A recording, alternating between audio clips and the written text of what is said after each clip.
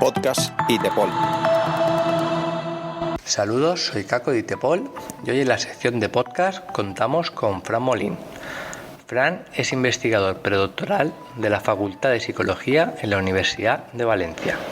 Actualmente está llevando a cabo un estudio sobre la toma de decisiones. Con Fran vamos a tratar temas como la importancia del entrenamiento para una mejor resolución de intervenciones. Hablaremos del ciclo o ODA, los colores de Cooper, así como la importancia del descanso en el ámbito policial. Antes de comenzar, recuerda que para llegar a más gente hay que darle a me gusta y dejar un comentario, así como compartir la entrevista en distintas redes sociales, ya sea que la escuches en iVoox o en iTunes.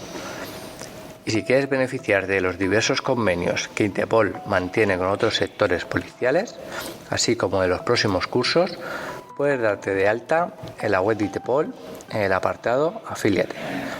Y ahora sí, os dejamos con la entrevista. Bienvenido al podcast, Fran. ¿Cómo estás? Hola Carlos, ¿qué tal? ¿Cómo estás? Yo encantado de participar contigo. Pues nada, sí, ya llevamos un par de tiempo trabajando para poder llevar a cabo esta entrevista, que seguro que a nuestros oyentes le va a encantar. Y nada, por fin estamos en estas fechas tan navideñas. Se ha hecho de rogar, pero aquí estamos. Pues nada, lo primero, Fran, primero que te presentes ante nuestros oyentes para que te conozcan y sepan quién eres. Pues bueno, a ver, yo ya sabes que no soy mucho de presentaciones, de grandes presentaciones, que no, esto no es un congreso, ¿no? Al final es más una charla entre amigos. Entonces yo básicamente soy investigador predoctoral actualmente, estoy haciendo el doctorado en la Facultad de Psicología de la Universidad de Valencia y básicamente pues ahí estoy preparando la tesis, dando algunas clases en la facultad. Pero básicamente estoy centrado en la tesis y la investigación pues gira en torno a la toma de decisiones en el sentido amplio, porque la verdad es que la toma de decisiones es un mundo que es para dar de comer aparte, hablando así claro, pero intentamos abordarlo desde un punto amplio, estamos metidos en cómo afectan, por ejemplo, las emociones, diversos estados fisiológicos, diversos contextos como, por ejemplo, la influencia del estrés en esas decisiones y bueno, pues en ello estamos ahí intentando sacar adelante la tesis. Nada, todo lo que envuelve tu tesis doctoral, la toma de decisiones, que ya sabes que yo te sigo en tu canal, que bueno, que para nuestros oyentes te pueden seguir en el canal tuyo que tienes, tanto en YouTube como en iVoox, que lo dejaremos las notas en Mr. Hipotálamo. Tienes unas Correcto. entrevistas bastante interesantes. Y como, bueno, ya sabes que ITEPOL, nosotros somos una asociación policial, ¿cómo podríamos transmitir a nuestros oyentes el enlazar tu estudio de toma de decisiones con el mundo policial? Vale, ahí es uno de los grandes dilemas porque cuando comentábamos de hacer este podcast ya sabíamos pues que yo no estoy centrado dentro del mundo policial, no estoy metido ahí, mis estudios no giran en torno al mundo policial, pero sin duda yo creo que tiene una vinculación muy clara y es porque al final, bueno, una toma de decisiones realmente está presente en nuestros días constantemente, desde que nos levantamos hasta que nos acostamos estamos tomando decisiones, pero es que encima dentro de esa toma de decisiones, como te decía antes, gran parte de uno de los pilares fundamentales de la tesis precisamente es cómo influye un contexto de estrés, una situación estresante, una situación donde, por ejemplo, te podrías poner alerta, donde podrías tener alguna situación de peligro o que te genere algún tipo de ansiedad, emociones fuertes a esa toma de decisiones. ¿Qué fenómenos, qué contextos pueden afectar a que a lo mejor decidas peor o decidas mejor? Porque también a veces el estrés tiene un poco la doble vertiente y claro, ¿dónde se pueden vivir situaciones realmente estresantes que no es en otro mundo precisamente que el policial? Que de repente, pues como en algunas ocasiones hemos nombrado, pues eso, puedes estar a lo mejor tranquilo en una sesión, ¿no? Y de repente que se desmadre y claro, tienes que tomar decisiones rápidas, tienes que tomar decisiones donde precisamente no tienes tiempo para reflexionar, para pararte a ser muy metódico, de seguir una estrategia muy clara, necesitas tirar mano mucho pues, o de lo que te han enseñado, tienes que tenerlo muy automatizado o de instinto a veces y en ese caso mi tesis está bastante centrada ahí porque abordamos mucho la toma de decisiones más emocional, más intuitiva. De hecho, nosotros somos de los que abogamos por esa postura que hasta hace unas décadas se demonizaba mucho toda la parte emocional, toda la parte muy de la intuición se quedaba como relegada en un segundo plano y siempre se decía, de hecho es muy descriptiva a la propia filosofía, pienso, luego existo, ¿no? Sí. Pensar siempre es la clave, siempre reflexionar.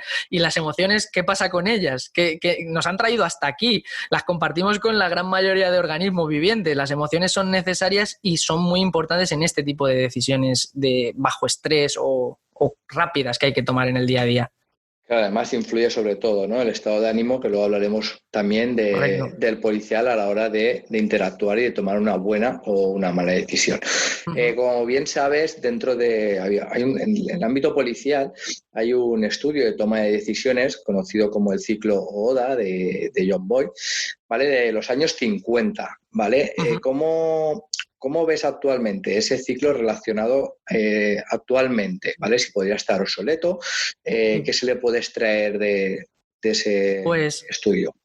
Mira, te comento, ya de antemano entrar en que dejarlo ya que sirva de precedente, que nosotros dentro de mi tesis, dentro de los estudios que abarcamos, es verdad que el ciclo OODA no es algo que manejemos directamente.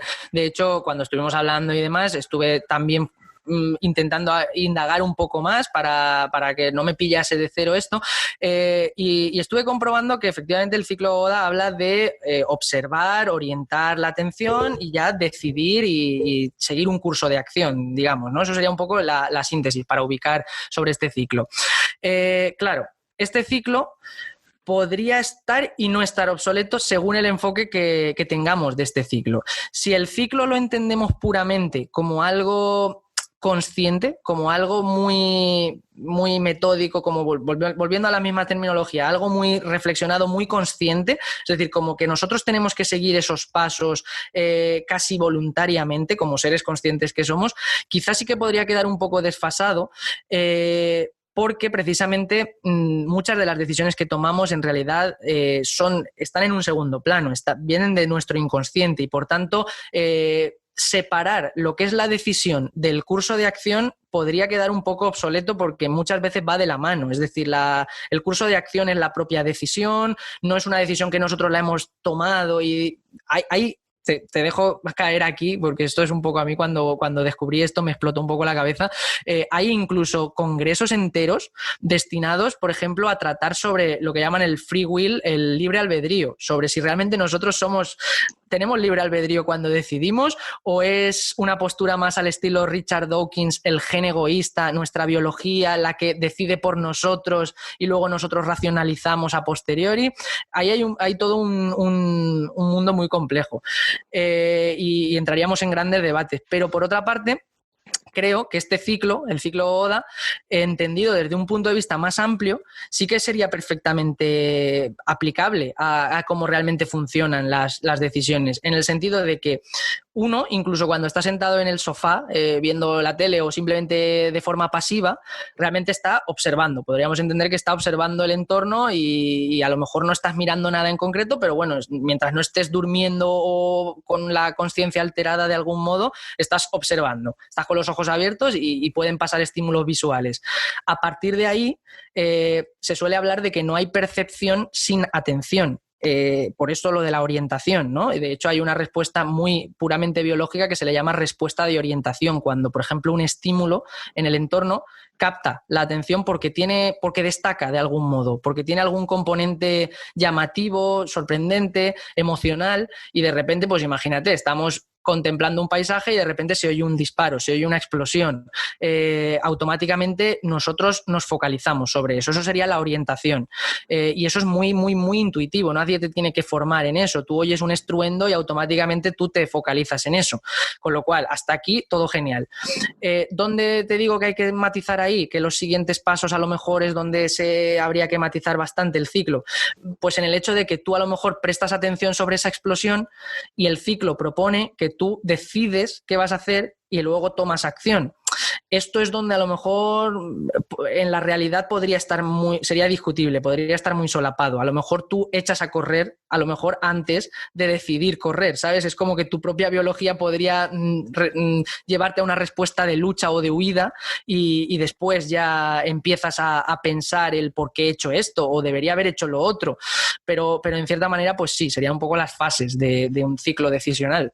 Sí, nuestro cerebro rectilíneo, ¿vale? En base a nuestra formación, entrenamiento, costumbres o creencias, iríamos hacia esa explosión, digamos, para combatirla, o nos iríamos hacia atrás, nos esconderíamos y huyendo, ¿no? Exactamente, exactamente. Y a lo mejor tú luego te puedes incluso sorprender a ti mismo diciendo, hostia, yo pensaba que sí que iría a enfrentarme o ayudar o no sé qué, y lo que he hecho es irme de ahí porque me he acojonado, hablando vulgarmente. Y a lo mejor luego racionalizas, no, pero es que me asusté por esto, por lo otro. Luego ya piensas cosas, pero a veces la acción se hace antes incluso que la supuesta decisión. Sí que ha habido una decisión, lógicamente, porque has decidido irte, pero ha sido muy a nivel inconsciente, ¿sabes? No ha sido algo reflexionado. Y, por ejemplo, esto que estás aquí comentando, esta decisión, ¿no? De actúo, no actúo, esta toma de decisiones, ¿podría un policía entrenarla o perfeccionarla para, en el caso de realmente ir donde está el peligro? Sí, o sea, te refieres a automatizar, ¿no? Que al Sí. final, en vez de que te salga lo otro, que te salga precisamente una respuesta de ir a ayudar o ir a enfrentarse a eso, ¿no? Claro, o sea, un policía, por su condición, Ujú, no puede huir del peligro, ¿no? claro. Tiene que ir, ¿vale? Ujú. Entonces, ¿se podría entrenar en ese estado, esa decisión de que te salga automática ir contra el peligro? A ver, ya para empezar, partimos de la base de que el mero hecho de estar como policía, el hecho de estar asumiendo el rol de policía, ya podría estar condicionando la respuesta instintiva o intuitiva que tendrías en ese momento, porque a lo mejor ya te está condicionando. Eso en psicología se suele hablar de procesos de arriba a abajo o de arriba a, o sea, de abajo a arriba o de arriba a abajo. En este caso, el proceso que el hecho de asumir el rol de policía, de tú saber que eres policía, podría estar influyendo de arriba a abajo, es decir, controlando tu cerebro a esa respuesta instintiva, y que aunque a lo mejor te naciese huir, decir, no puedo porque soy policía, tengo que ir, aunque no quiera o aunque no, podrías a lo mejor de algún modo frenarlo. Pero por supuesto sí, también se podría entrenar y llegar a asimilar una respuesta que si bien no, a lo mejor no es la innata, no es la que te saldría, pero que acabe sustituyendo a esa respuesta más innata, porque al final, a base de práctica y de práctica y de práctica, también se acabe asumiendo como algo automático. Y de hecho, ahí podría ocurrir, que es una de las evidencias más claras que a veces algunos estudios han dado, podría ocurrir que incluso te acabase saliendo más automático, por ejemplo, en este caso, el enfrentarte al peligro cuando ni siquiera pensases, porque ya tienes automatizado eso, que si realmente te pusieras a reflexionar. Es decir, justo ocurriría al contrario. Aquí, si te pusieras a reflexionar, a lo mejor podrías, de forma lógica, decir, pero ¿qué leches voy a hacer yo yéndome ahí cuando me puedo esconder y ya yo no me voy a jugar la vida? Pero sin embargo tienes tan automatizado lo que tienes que hacer que dejar vía libre a ese instinto pues podría ser lo más práctico. O sea que sí que se podría entrenar. En este caso, ¿podría haber algún tipo de factores que te puedan influir más en llegar a una toma de decisión óptima, como por ejemplo que esa lucha que te salga, digamos, ajustada a derecho, o sea, es decir, a la normativa, para que luego no condenen a ese policía? ¿Puede influir, por ejemplo, el perfeccionar el entrenamiento en base a repeticiones, el tema del desenfunde de un arma, de un bastón, dónde Claro. golpear? Exacto, eso podría influir, esos factores. Ahí hay que tener en cuenta, porque es un tema peliagudo, y te explico para que no se me malinterprete. Porque de algún modo podría parecer que podría ir en contra o algo de esa formación, y ni mucho menos. O sea, al revés, estoy totalmente a favor de esa formación, pero hay que matizar algunos detalles. Y es que muchos estudios, sobre todo del mundo de la psicología social, por ejemplo, hablan de que cuando una persona, por ejemplo, recibe algún tipo de formación en algo, en cualquier cosa, imaginemos, por poner un ejemplo, eso, el de desenfundar el arma. Tienes que seguir un protocolo concreto de cómo hacerlo, o cómo llevar a cabo una detención. Tienes un protocolo muy concreto que tuvieras que seguir, y te están formando en ese protocolo. Y te están diciendo en la academia que tienes que seguir paso 1, paso 2, paso 3, 20 pasos. Si la persona que está aprendiendo eso todavía es muy novata, podría caer en el problema, podría tener incluso un poco de perjuicio cuando llegase la situación real, la situación que realmente podría suponer un estresor, porque no deja de ser una situación, por ejemplo, de peligro, o a la que te estás enfrentando, que digamos, lo que coloquialmente diríamos, tienes los nervios a flor de piel, ¿no? Porque tú estás en esos momentos tenso. Cuando tú tienes que poner en práctica algo que estás aprendiendo, pero que no manejas todavía muy bien, el hecho de que en esa situación de estrés estés repasando los pasos, a ver qué me dijeron, ahora tengo que hacer esto, ahora tengo que hacer lo otro, normalmente se traduce en un peor rendimiento que si a lo mejor reaccionases instintivamente. A lo mejor te saldría una respuesta más adaptativa que si uno se para a pensar esos pasos y, hostia, ahora me toca esto, ahora me toca lo otro. Eso se ha visto, por ejemplo, como te decía, en estudios de psicología social que han visto que, por ejemplo, bajo observación, una persona disminuye el rendimiento cuando es novata, por la presión de que te estén observando, por ejemplo, o cosas así. Ahora bien, luego ocurre la inverso. Si tú has practicado lo suficiente eso en lo que te están formando, si tú lo has aprendido y has llegado a un conocimiento muy bueno de esa materia, por ejemplo, ese proceso que te han instruido, lo has repetido tantas veces que lo has automatizado muy bien, en esas situaciones de estrés lo que suele ocurrir es lo contrario, y es que se mejora incluso el rendimiento con respecto a cuando estabas practicando, porque el estrés lo que está impidiendo es que pienses demasiado y que, sin embargo, respondas pues aquello automático que tú ya has interiorizado, con lo cual llegaría ese momento y pues lo harías de lujo, lo harías súper bien porque ya lo tienes interiorizado. Entonces la clave creo que es, por supuesto no podemos decir, no, como un novato lo va a hacer mal, pues entonces no lo formemos. No, lo que se trata es de dar una formación continua, que sea muy intensiva para que a medio corto plazo, de tanto repetir, lo tenga tan interiorizado, eso que tiene que hacer, que le salga automático. Desde luego lo que no se tiene que traducir es en que esa persona vaya repasando las normas luego en la cabeza y que en la situación estresante esté pensando más en la ley que tiene que aplicar o que no tiene que vulnerar y tal, porque al final, perdóname la coloquialidad, pero se va a hacer la picha un lío y al final no va a poder hacer bien su trabajo. Pero sin embargo, si lo tiene interiorizado, si es algo que ya ha aprendido adecuadamente, pues claro, la formación va a mejorar mucho más, y lo de aprenderse, saber qué ley tiene que respetar o cómo funciona la ley para estos casos, y eso está también interiorizado, mucho mejor, va a tener una destreza muchísimo mejor porque al final esto no es algo con lo que nacemos aprendidos, ¿no? Uno no se sabe las leyes. Exacto. O uno no nace.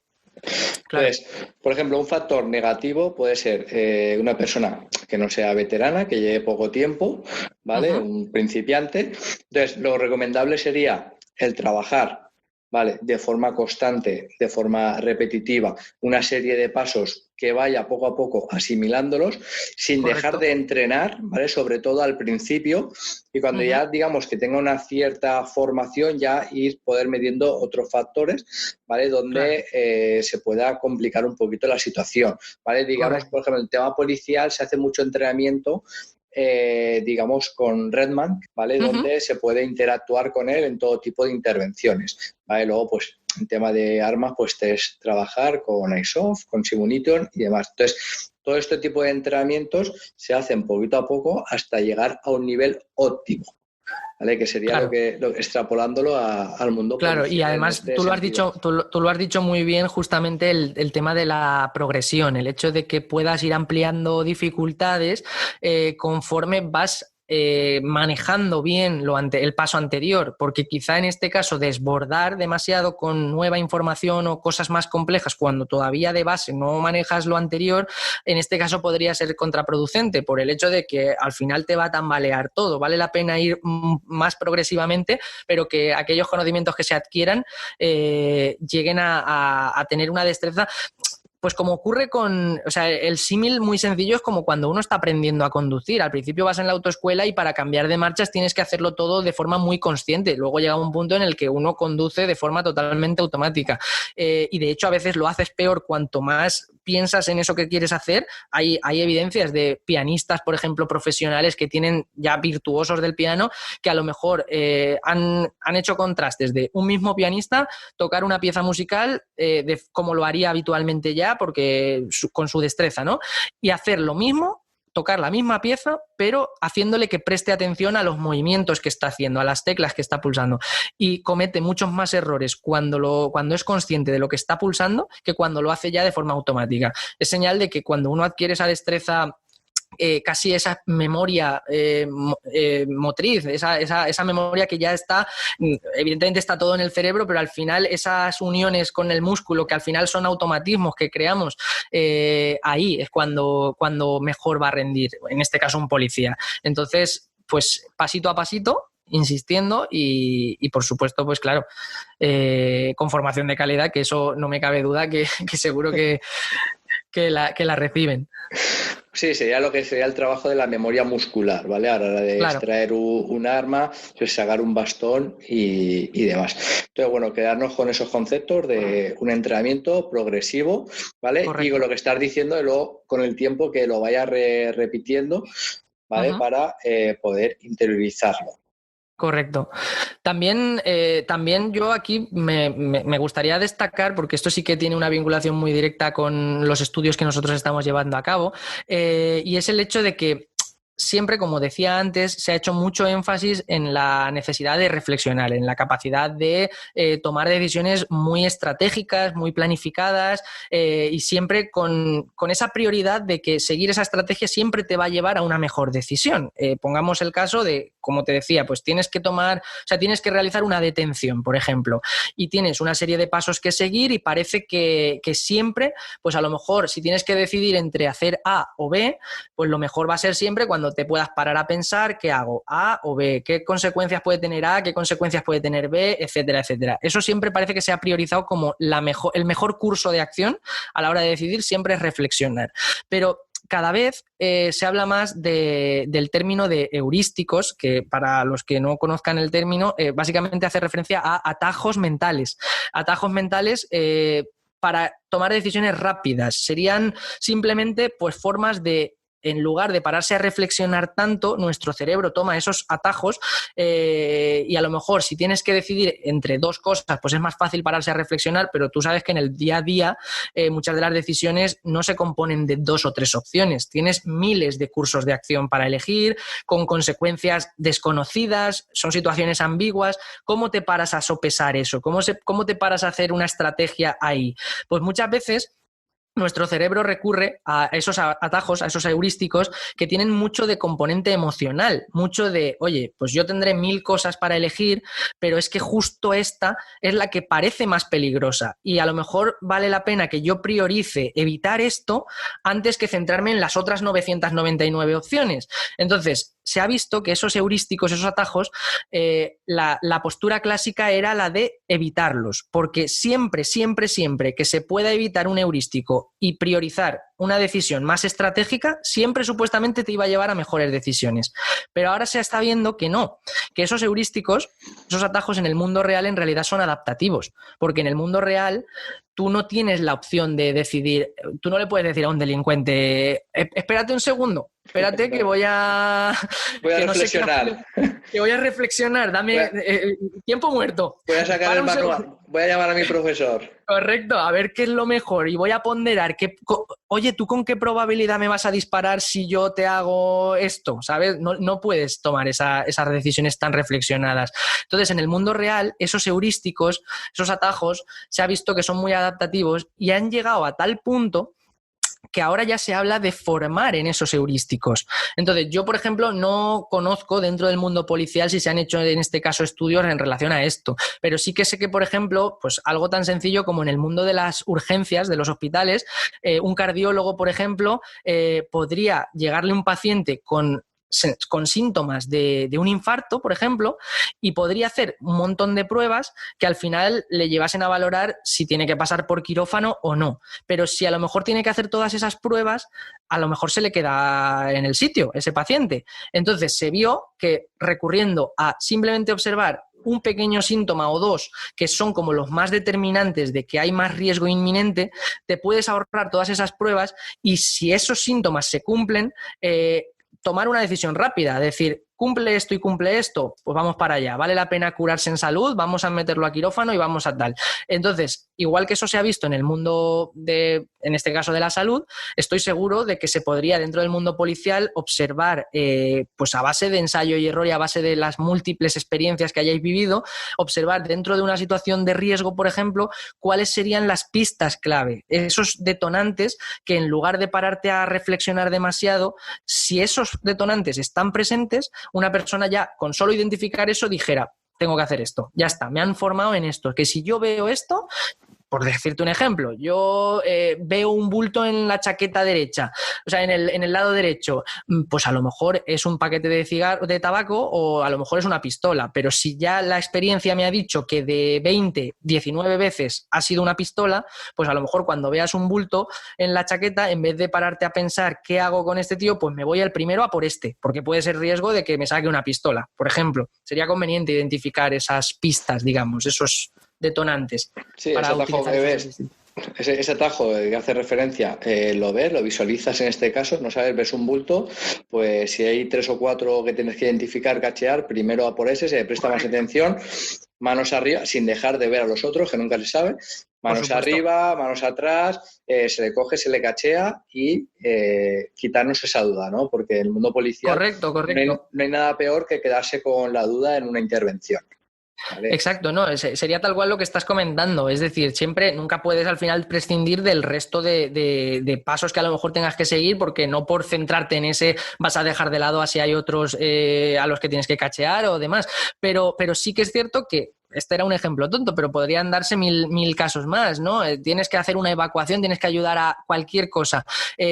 A base de las múltiples experiencias de un montón de policías que hayan vivido esas experiencias, se podrían acabar identificando de forma más o menos empírica pues, por ejemplo, de 100 situaciones, en 90 se ha dado el caso de que siempre que veíamos esto, acababa ocurriendo después lo otro. Pues a lo mejor en este caso concreto ves eso y no ocurre lo esperado, pero estás anticipándote, ¿sabes? Y a lo mejor eso lo haces más rápido, formas en ese heurístico mucho más rápido que si a la persona le dices, no, es que tienes que seguir 50 pasos en esta situación. Pues, hombre, puedes formar en esos 50 pasos y pueden ser perfectamente útiles si los has interiorizado y todo estupendo, pero formar en esas estrategias rápidas por también tener como un comodín, ¿sabes? Por si la situación requiere más velocidad, lo que llamamos en toma de decisiones, te lo comentaba anteriormente, las fast and frugal, decisiones rápidas y frugales, que aquí no se entiende tanto en el castellano, pero sería como una decisión low cost, de ahorro, de que no te consume muchos recursos ni de tiempo,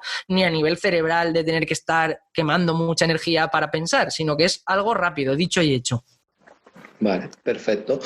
Y luego, por ejemplo, andando un poquito más en el tema jurídico, nosotros en los entrenamientos que hacemos, con esto que te digo antes del REMAN o simulaciones que hacemos, intentamos que sean, digamos, que sean cambiantes, ¿vale? Que el malo te saque un arma de fuego, que le tengas que parapetarlo primero, que darle órdenes, que la tire, que a lo mejor te saque un cuchillo.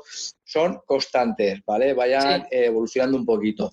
Entonces, ¿cómo podría influir para tomar una decisión adecuada con una persona que está entrenada, ¿vale? Aunque sea mínimo, con una persona que estuviera cero entrenamiento, aunque lleve tiempo de la profesión, ¿vale? 2, llevan 5, 10 años, ¿vale? Pon el tiempo que quieras, 10 años.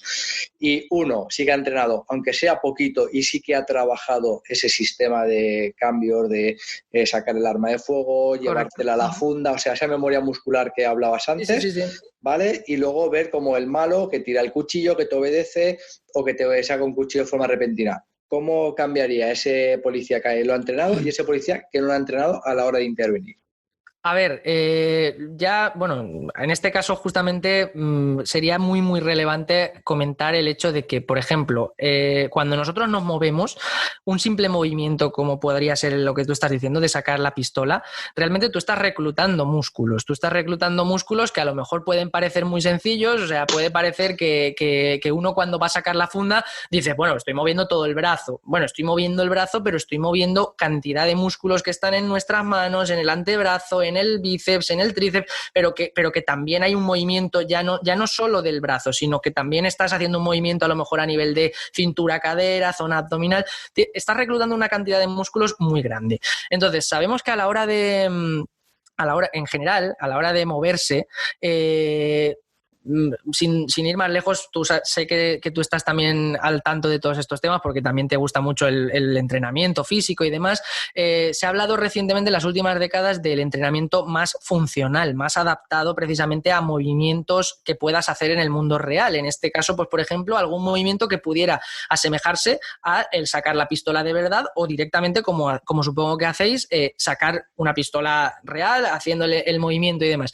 Lo que estás ahí haciendo en realidad es crear una serie de conexiones entre el cerebro y ese músculo, de manera que si a lo mejor el músculo, por ejemplo, puede estar, o sea, el funcionamiento básico al final es que los nervios inervan, se conectan con el músculo, ¿no? Y el músculo realmente se mueve porque le llega esa electricidad a través de esas neuronas, de esos nervios, de manera que una persona que no ha entrenado nunca, esas conexiones de cerebro al músculo, podríamos decir, por entendernos, por hablarlo más coloquialmente, podríamos decir que están conectadas, porque directamente sí, el cableado está hecho, ¿vale? Pero a lo mejor es más lento, a lo mejor es más torpe, el reclutamiento de músculos que se hace es más ineficaz, de manera que a lo mejor pues, podría ser más fácil que cometiese errores, o bien porque sea más lento, o bien porque se le caiga la pistola, o bien porque no atine. Sin embargo, a base de repetir y repetir un mismo músculo, o sea, un mismo movimiento,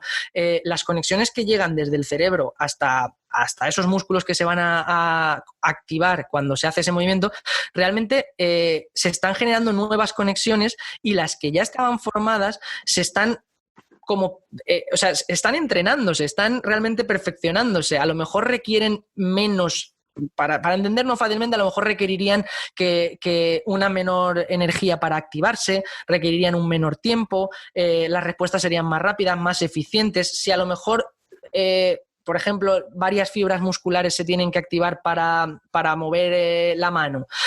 A lo mejor no se reclutan 5 y se reclutan solo 2, pero las 2 más eficientes para hacer eso. Al final es todo es muchísimo más eficaz para que ese movimiento sea más preciso, sobre todo preciso. Esto ocurre en el mundo del deporte, por ejemplo, en el sentido de, pues oye, yo soy tenista, pues si yo repito 1000 veces el mismo movimiento, cuando luego tengo que hacer un saque, me cuesta menos, es mucho más automático, pues aquí ocurre lo mismo. Claro, una persona que lleve 10 años y que no ha recibido formación, puede ser que a lo mejor haya automatizado también esos movimientos porque los ha hecho a menudo en su carrera, pero también podría ocurrir que los haya interiorizado con vicios, con malos gestos, algo menos entrenamiento, con malos entrenamientos, digamos. Claro. Correcto. Podría haber hecho que, pues al final, ¿dónde ha hecho él esa práctica? Pues en el mundo real, cuando ya se tiene que enfrentar, por ejemplo, a la situación real. Si en esos momentos se acostumbró a sacar la pistola de una manera que no corresponde o que es menos eficaz, él ya ha interiorizado eso y, oye, pues a lo mejor le es útil, pero nunca va a ser tan útil como el método que se haya visto que es en general más eficaz y en el que se está formando en la academia, por ejemplo, y a lo mejor una persona que lleva menos tiempo, a poco que haya estado practicando, pues ya es más eficiente en esa motricidad fina que a veces hace falta para ciertos movimientos. Es que al final el entrenamiento está ahí para algo, siempre y cuando sean, como decimos, entrenamientos de calidad. A lo mejor ya sabemos que en el deporte, por ejemplo, también ocurre. Tú puedes decir, bueno, quiero desarrollar la fuerza, pues no necesariamente se aplica lo que tú hagas en un gimnasio a lo que luego vayas a hacer en un deporte. Aquí pasaría lo mismo, porque tú pongas a un policía a hacer curl de bíceps, pues a lo mejor no necesariamente tiene por qué tener luego más fuerza en una detención o cosas así. Tienes que formarlo en esos movimientos específicos. Yo sé, Frank, que tú tienes conocimientos también en el mundo del deporte y hay muchas voces que dicen que un policía debería de tener lo que se llama un entrenamiento como un deportista de élite. Tú que por el tema de, o sea, para llevar pues eso, un descanso, una alimentación, ¿cómo lo ves tú desde tu mundo y tus conocimientos?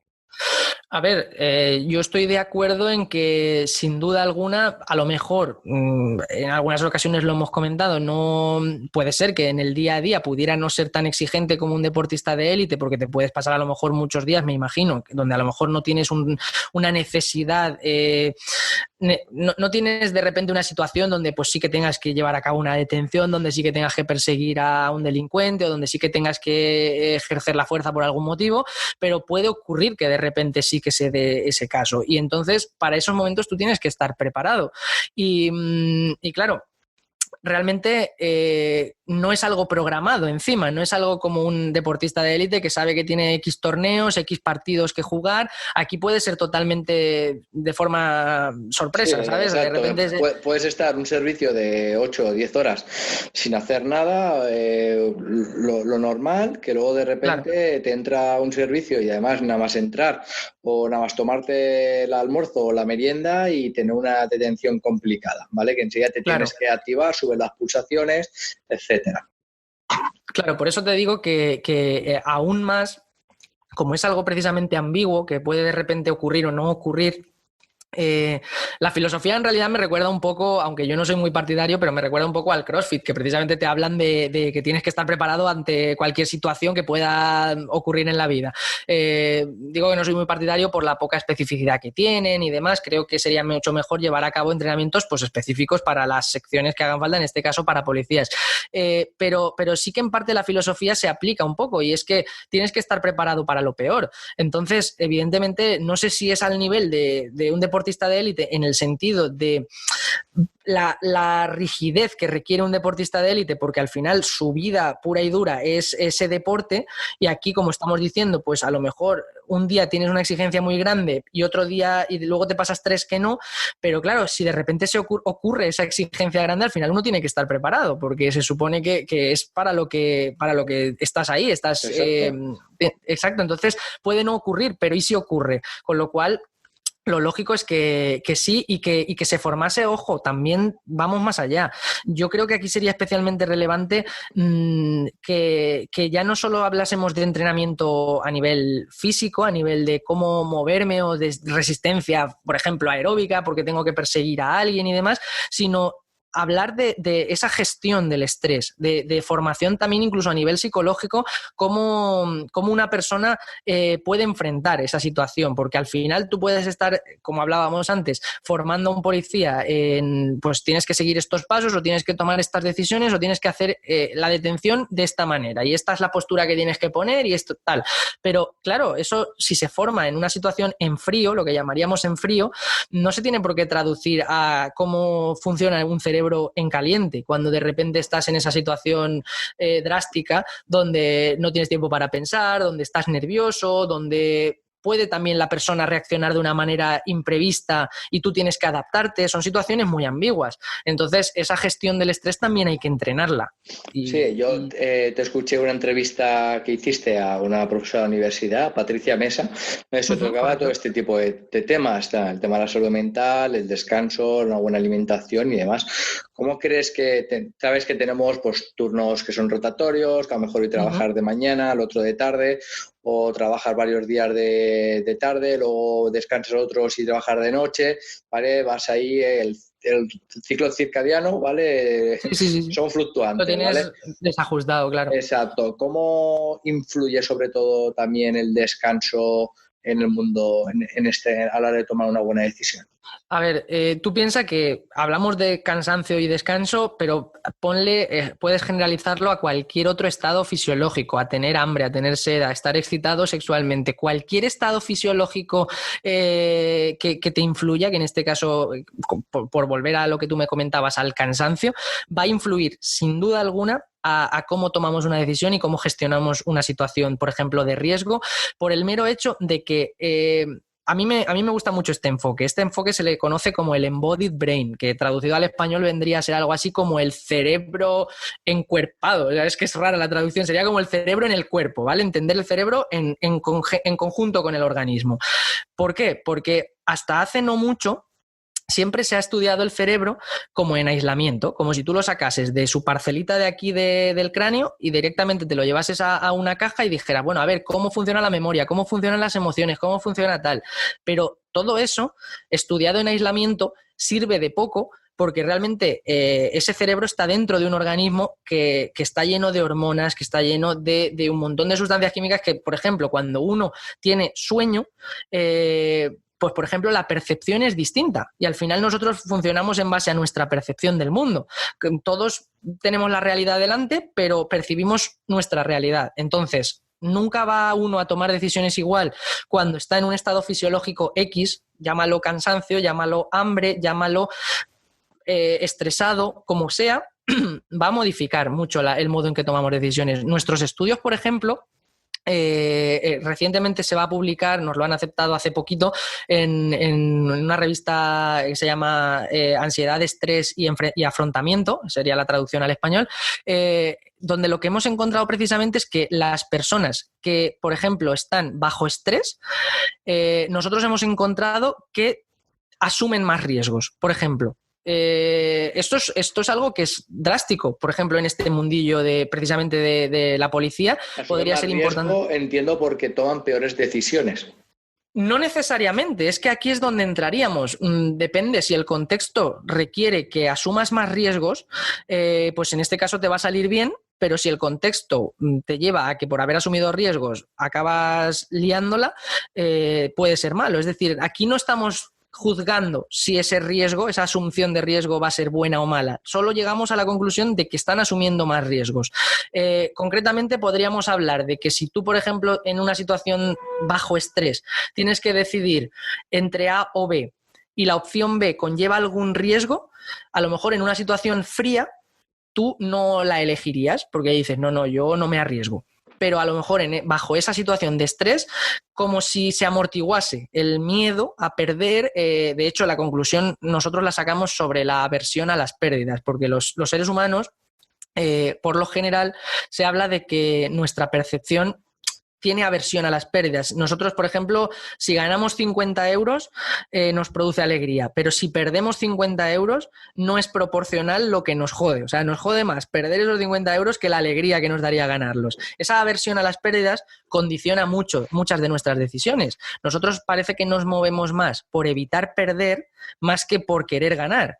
Entonces, ¿qué pasaba? Que cuando la gente estaba bajo estrés, esta aversión a las pérdidas se amortiguaba. Como que las personas no les importaba tanto perder, asumir los riesgos que conllevaría perder. Y esto extrapolado a una situación más drástica podría ser, por ejemplo, tú, evidentemente, como policía, podría darte miedo, podría darte pánico perder tu vida, por ejemplo, enfrentándote a una situación peligrosa. Pero ¿y si bajo ese estrés, esa pérdida de tu vida, no la contemplas tanto, está amortiguada de algún modo y asumes más riesgos? A veces incluso pueden ser innecesarios o a veces pueden ser necesarios, pero ese estrés podría estar condicionándote. Y de igual modo que te hablo del estrés, pues podríamos hablar de, como he hecho ya varias veces referencia, hay muchos estudios sobre cómo la excitación sexual también te lleva a asumir más riesgos. El cansancio no está tan estudiado, pero también se habla de que el cansancio puede afectar pues, a la velocidad de procesamiento, a la hora de percibir. Influye sin duda todos los estados fisiológicos. ¿Y qué recomendarías? ¿Qué le podemos decir a los compañeros que nos están escuchando para si está en una situación que poco descanso, estresados y demás, qué se le podría recomendar antes de entrar a trabajar? Hombre, en este caso, sí, evidentemente la prevención sería la clave. Si tú puedes descansar, es lo ideal. Que el sueño se convierta en un derecho y no en un privilegio, que es lo que se suele decir. Uno tiene derecho a descansar y tiene la obligación incluso de descansar, porque al final, además es que en este caso formaría parte del poder prestar un buen servicio. Al final, como policía en este caso, si no estás descansado, no vas a rendir igual, puedes cometer más errores, puedes poner incluso en peligro tu vida. Sería una obligación el descansar. Ahora, si ya llegamos tarde, si ya hablamos de recomendaciones porque ya es tarde y ya tienes un servicio y no has descansado, hombre, podemos tirar mano de estimulantes, tipo el té o el café. La cafeína, es cierto que en el momento pues puede ser un buen sustituto a corto plazo. Es decir, si tú no has descansado y tomas cafeína para suplir, por lo menos mantenerte activo y poder hacer que tu percepción siga en un estado de alerta más o menos óptimo, puede ser un sustituto así a corto plazo. Pero como digo, a corto plazo y que no se convierta en el hábito, porque al final tampoco es saludable. Y de hecho es que al final la falta de descanso, yo no soy experto en estos temas, recomiendo, como tú decías, el podcast de Patricia Mesa, de la doctora Patricia, porque ella sí que se ha metido mucho en ese mundillo, pero la falta de descanso, por ejemplo, tiene relaciones luego directas incluso con el tema del deterioro cognitivo, con el tema de que conforme vamos envejeciendo, dicho mal y pronto, nuestro cerebro conforme envejecemos se va haciendo un poco cada vez como más una pasa, una nuez, pero ahí pocha, y en cierta manera la falta de descanso pues puede llevar a esa atrofia de algún modo. No es una relación directa, ni mucho menos, ¿vale? No hay un estudio que te diga no dormir te lleva a tener demencia o tener cosas así, pero sí que es cierto que puede ser un factor de riesgo la falta de descanso, y desde luego, pues eso, a la hora de prestar un servicio puede hacer que tomes peores decisiones, puede hacer que metas más la pata. Muy bien. Para ir cerrando la entrevista, yo creo que en todas las academias policiales a todos se os ha enseñado lo que son los colores de Cooper, ¿vale? A la hora de cuando estás trabajando, de estar activo, del tema de toma de decisiones. ¿Cómo lo ves? ¿Qué consideras que se podía aportar o desde tu punto de vista científico?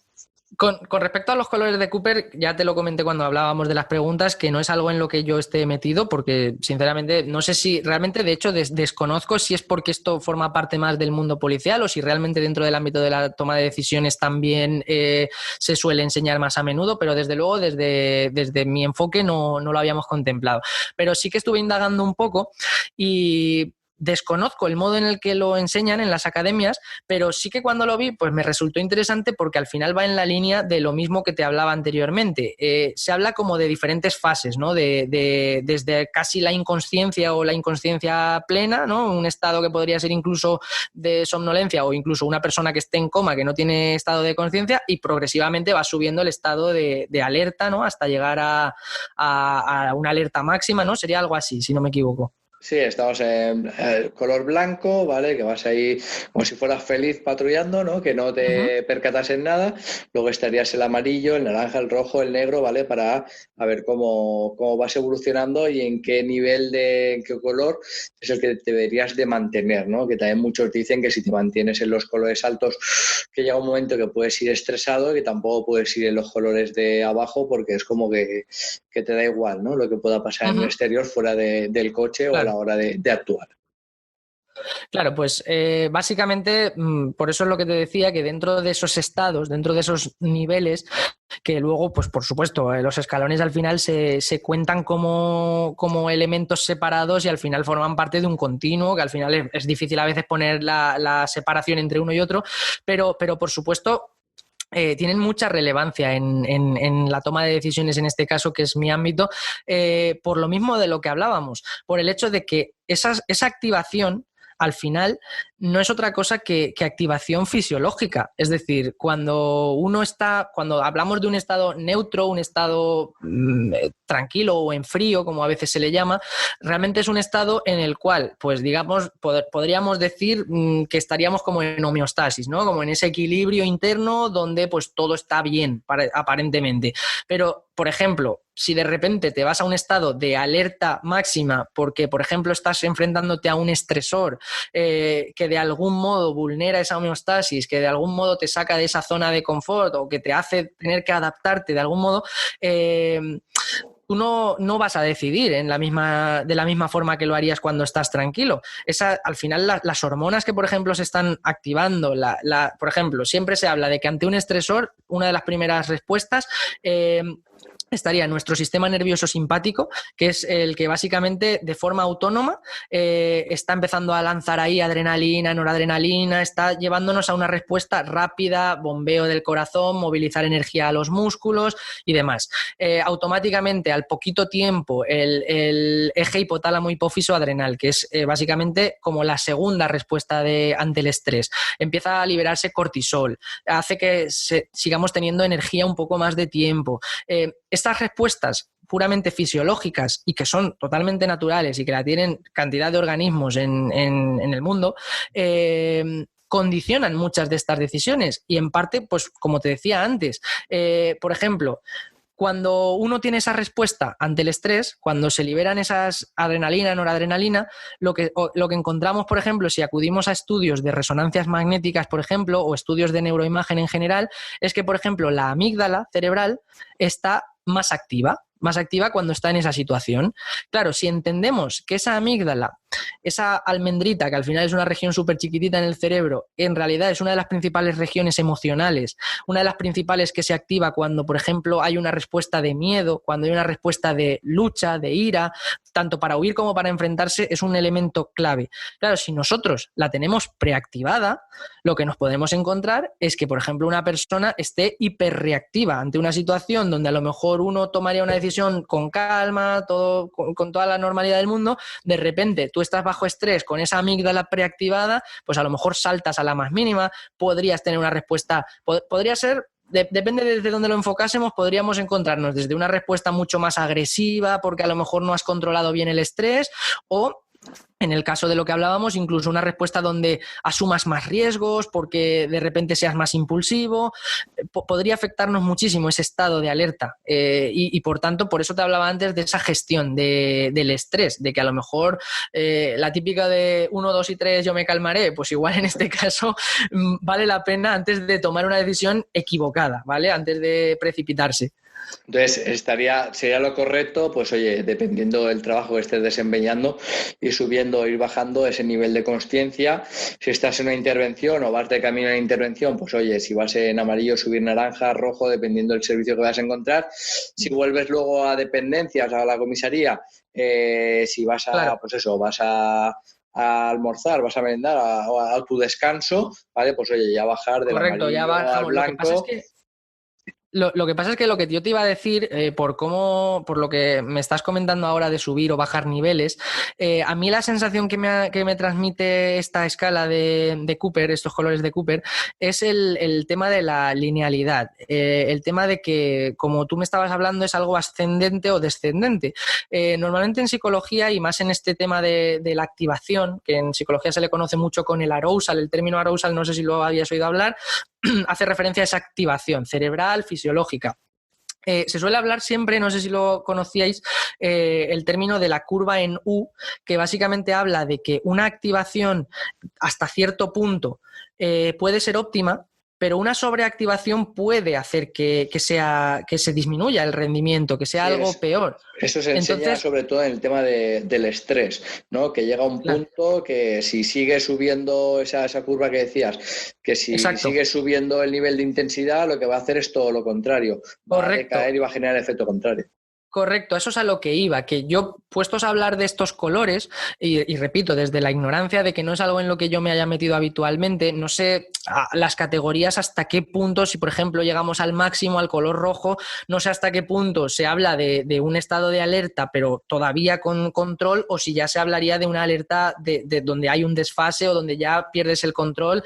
Si lo entendemos desde un punto de vista de, como te digo, de esa curva, la clave sería que una activación hasta cierto punto puede ser muy buena y de hecho te va a ayudar pues por ejemplo, dar un servicio donde tengas que responder rápido, donde tal. Al final, el hecho de poder estar atento, prestar atención a cosas relevantes del entorno, tomar decisiones rápidas, todo eso, prestar atención y estar alerta es clave. Por ejemplo, yo qué sé, o sea, profesiones que requieren de mucha atención, controladores aéreos, por ejemplo, deben mantener un estado de arousal, un estado de activación óptimo todo el rato, porque no se les puede escapar un estímulo que sea relevante. Ahora bien, lo que te decía, si esa activación ya llegamos a un punto en el que nos pasamos, incluso aunque tengas que prestar un servicio que te requiera de estar activo, tendría que hacerse el ejercicio contrario, el de modularlo de algún modo, pisar el freno y decir, bueno, yo necesito estar activo, pero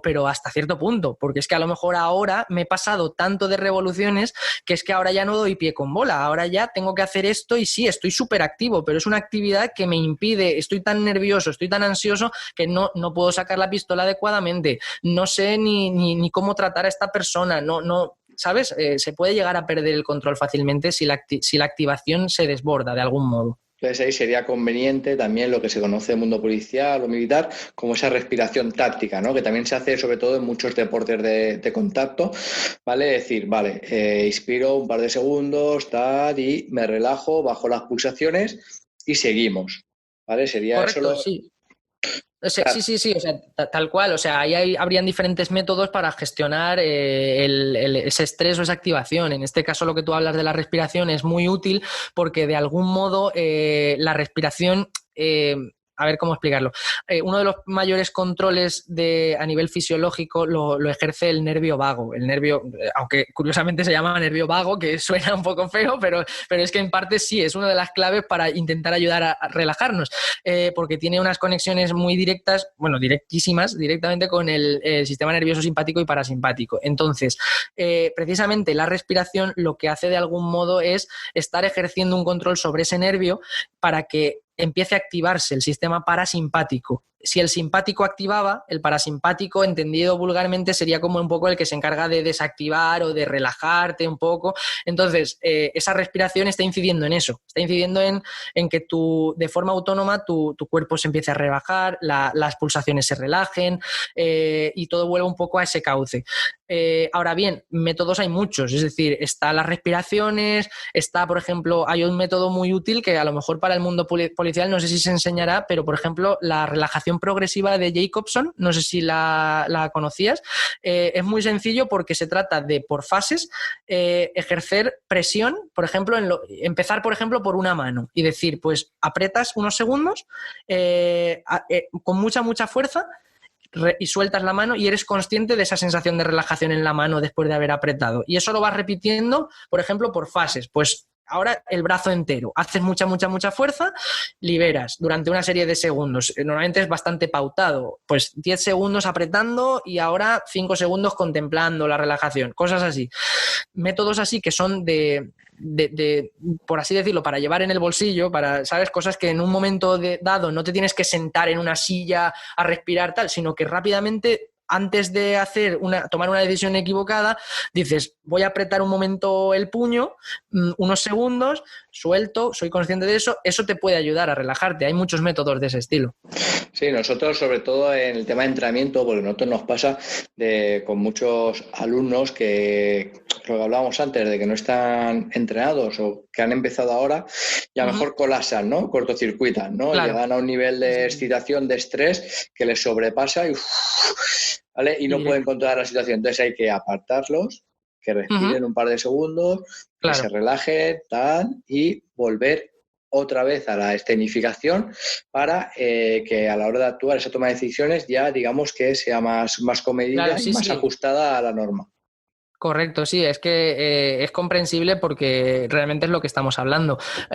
Un poquito de activación puede ser muy útil, o sea, eso se ve en cualquier mundillo al que te vayas, o sea, tú tienes que salir a dar un discurso, tú tienes que hacer un examen, cualquier cosa que te someta a un punto de estrés, antes de estudiar para un examen. Todo el mundo sabe que conforme se acerca la fecha del examen, que te va incrementando el estrés, ese estrés puede ser bueno para, por ejemplo, estar más atento a la hora de estudiar, para estar más concentrado, pero como ya empieces a ver que no controlas, que se te empieza a ir de madres y que ya cada vez queda menos tiempo para el examen, te empiezas a estresar y lo que antes era mayor concentración empieza a ser un desmadre, ya no das pie con bola. Esto se aplica a todo, absolutamente a todo. Esa curva en U de que en cuanto te pasas empieza a ser perjudicial la activación. Por eso, pues un café puede ser bueno, pero si te tomas 20 cafés, pues a lo mejor ya acabas que te subes por las paredes. Entonces, aquí es clave buscar esas estrategias que también, ojo, por otra parte, aquí es difícil por el hecho de que si eres tú la persona que está en esos momentos bajo estrés, con ese estado de activación que ya te ha hecho perder la cabeza, y tú conscientemente debes decidir, oye, ahora me voy a calmar, a veces es difícil porque estás tan en esos momentos metido en esa situación caliente que salirte desde fuera y contemplarlo, por eso también es muy relevante la presencia de observadores, la presencia de, por ejemplo, un acompañante, un compañero, que sea el que de repente detecte eso y diga, un momentito, al margen. Quieto, llevo yo la intervención, ¿no? Cuando ves al compañero que está sobreexcitado y dices, espera, ahora déjame a mí, ¿no? Luego ya, cuando estés en dependencia, le dices, oye, mira, te he dicho yo que pararás porque te he visto que estaba sobreexcitado, tal, ¿no? El problema es que hay dos compañeros que se sobreexciten también, ¿no? Claro, no, si están los dos ya, pues fiesta,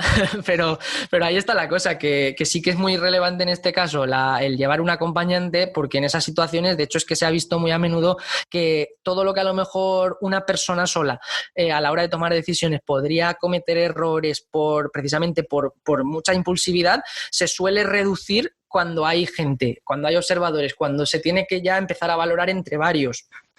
Si yo tengo que elegir entre A o B y lo que tengo que elegir yo solo, la responsabilidad está en mí mismo y a lo mejor en esos momentos tengo un mal momento y decido mal, pero si tengo un observador externo, un compañero, por ejemplo, que me dice, ojo, te lo has pensado bien, ojo, tal, fíjate en esto otro, pues te puede reconducir y en este caso más que nunca te puede dar el toque de decir, a lo mejor hasta se podría entrenar de algún modo, ¿sabes? Para que no pudiera considerarse como una ofensa de, oye, no me has dejado libertad para hacer lo que yo quisiera. No, se puede a lo mejor entrenar para, oye, si yo te hago esta señal, date cuenta que es que te estás pasando, retírate un momento, respira o haz este ejercicio de relajación o lo que sea. Sí, también se puede, igual que todo lo que hablamos anteriormente, también se puede practicar en el entrenamiento para adquirirlo. Exacto. Vale, y ahora sí, ya, Fran, para ir concluyendo, ¿qué podrías recomendarnos? ¿Algún estudio o algún libro así interesante relacionado con tu trabajo que estás llevando a cabo de toma de decisiones con el mundo policial? A ver, directamente enfocado en el mundo policial, yo te soy sincero, la verdad es que no he consultado, mira que consulto referencias en el día a día un montón, he encontrado referencias hasta de toma de decisiones jugando al golf, con eso te lo digo todo, pero justamente en el mundo policial, que sería un mundo muy, muy, donde precisamente relevante estudiar la toma de decisiones, no es algo con lo que me haya topado y de hecho, ojo al dato, yo lo dejo aquí dicho públicamente porque a lo largo de la tesis estamos buscando poblaciones del mundo real donde precisamente estudiar la toma de decisiones. No descarto que algún día te diga, oye Carlos, ¿qué te parece si hacemos alguna cosa ahí y ponerlo en práctica real y sacar algún tipo de estudios? Y ya sabes que por nuestra parte, seguro por parte de ITPOL no tendrás ningún problema porque pues, ya hemos participado en más de un estudio relacionado con el mundo policial. Pues entonces seguro que en un futuro podemos hacer algo y así también poder vincularlo mucho más directo. Pero yo por ejemplo, recomendaría, es un libro de divulgación científica en este caso, que además es muy asequible de leer, muy fácil, que se llama Decisiones instintivas, de Gerd Gigerenzer. Es un hombre que trabaja en el Instituto Max Planck de Alemania y que precisamente lleva todo este enfoque de cómo muchas de las decisiones rápidas, emocionales y demás que tomamos son perfectamente útiles, incluso a veces más adaptativas que esas estrategias más elaboradas, más de reflexión que a veces se proponen. Y está muy bien porque sí que habla de muchos ejemplos, tanto en el mundo del deporte como en el mundo, todo lo que hablábamos de los sanitarios, se habla incluso algunos ejemplos en el mundo judicial a la hora por ejemplo, cómo un juez toma la decisión de si alguien es culpable o inocente. Se ponen muchos ejemplitos desde este mundo y es muy, como digo, muy ligero de leer, muy ameno y está muy interesante para aprender un poquito más este enfoque. Ahora, puestos a leer uno de los clásicos, el de pensar rápido, pensar lento, no sé si es pensar lento o pensar despacio, de Daniel Kahneman. No sé si lo habrás oído, fue premio Nobel en el 2002, uno de los cracks a la hora de toma de decisiones, de cómo puso un poco un antes y un después en este mundillo y él sí que hace aplicaciones a un montón de ámbitos y si bien no se mete de forma directa a lo mejor tampoco en el mundo policial, seguro que vais a poder encontrar extrapolación de muchos de los ejemplos que va poniendo para aplicar en el mundo policial, segurísimo. Pues nada, estas dos referencias que nos has dejado, luego en las notas del artículo les haré mención. Y ahora ya sí, por último, una conclusión, un resumen de todo lo que hemos hablado, ¿qué nos dejarías más concreto? Para que no se nos olvide sobre todo. Pues yo creo que por un poco la conclusión que al menos a mí me lleva todo lo que hemos ido charlando y siempre desde la ignorancia de que yo no he estado metido en la academia, yo no sé realmente cómo se lleva a cabo bien la formación a los policías ni nada, pero creo que es muy importante y dejar constancia de eso, de que a la hora de formar está genial toda la formación que puedan recibir a nivel motor, a nivel gestión emocional, a nivel todos los niveles, pero que se haga especial énfasis en que las situaciones que luego se van a vivir en directo pueden ser sustancialmente diferentes de las que se pueden estar viviendo en la academia por el hecho de que el componente de estrés que se va a vivir en directo puede no estar cuando se está recibiendo la formación y, por tanto, todo lo aprendido, todo lo que se les ha educado, ya sea de forma más consciente o más inconsciente, para que lo pongan en práctica en directo, podría estar condicionado a eso, a que la memoria que ellos tienen o lo que ellos han aprendido lo han hecho en un estado más frío